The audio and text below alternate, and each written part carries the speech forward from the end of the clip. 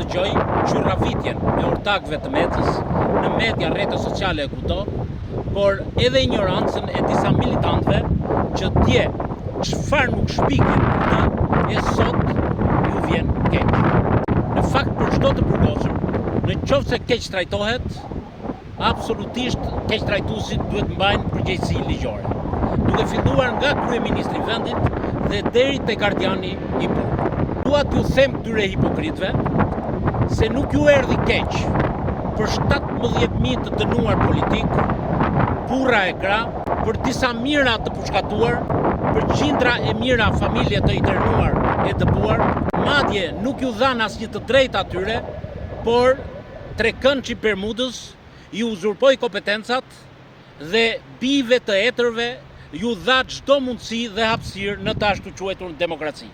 Dhe sot, me hipokrizin më të madhe, dilte gjasme ai ashtu quajtur lideri i opozitës, shprehte keqardhje për Metën, por edhe pa mundësi për të sjellë opozitën në pushtet.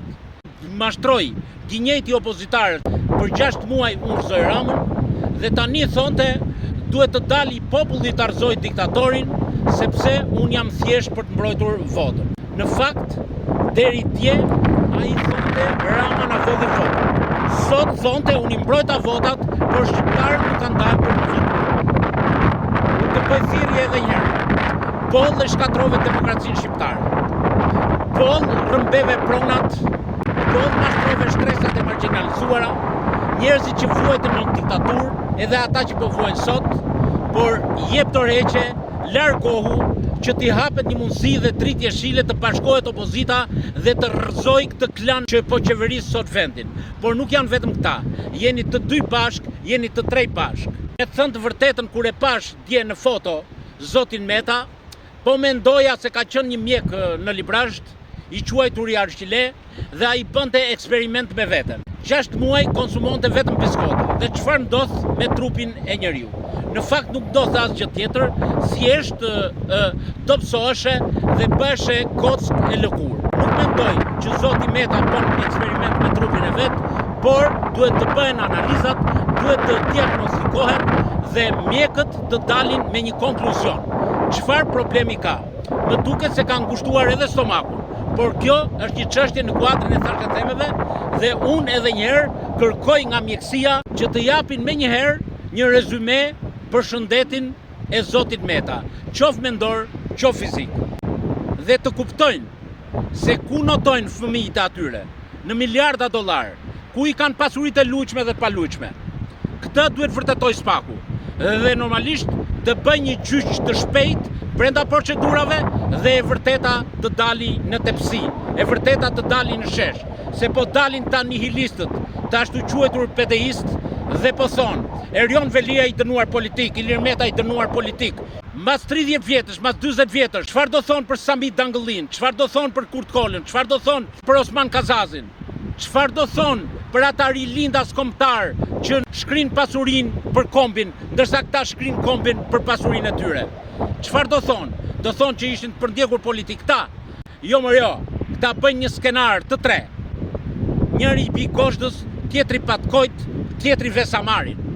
Kjo është e gjitha e këtij Trekëndçi. Sot e 36 vjet. Kur u duhet për të bërë marrëveshje, bëjnë marrëveshje. Kur u duhet për ndryshuar kushtetutën, ndryshojnë kushtetutën. Kur u duhet për pazar që Meta shkoj ke Rama, shkon ke Rama. Kur i duhet Ramës, Meta shkoj ke Berisha, shkon ke Berisha. Kur i duhet marrëveshja Berisha Rama, me patjetër ulen, bien dakord dhe në kurrizin e shqiptarëve bëjnë gjithçka. Ja ç'po ndodh në Hungari tash. Miliarda dollar bashkëpunëtorët e Orban po i transferojnë jashtë vendit. Dhe Orban do rri në kryet opozitës se tashmë unë do kthej legitimitetin e humbur. E çfarë do kthej më ai? Do t'u thot hungarezëve se sa bukur vodha, ashtu siç po ndodh në Shqipëri. Do t'u thot hungarezëve se këta që bashkëpunuan me mua vodhën po unë jam hajtut. Ata janë këmbë kokë hajtut, ashtu si këtu në Shqipëri, sepse populli ju tha 1 milion vota këtyre kundër në 2013 dhe këta vazhdojnë akoma sot për çaj e sundor.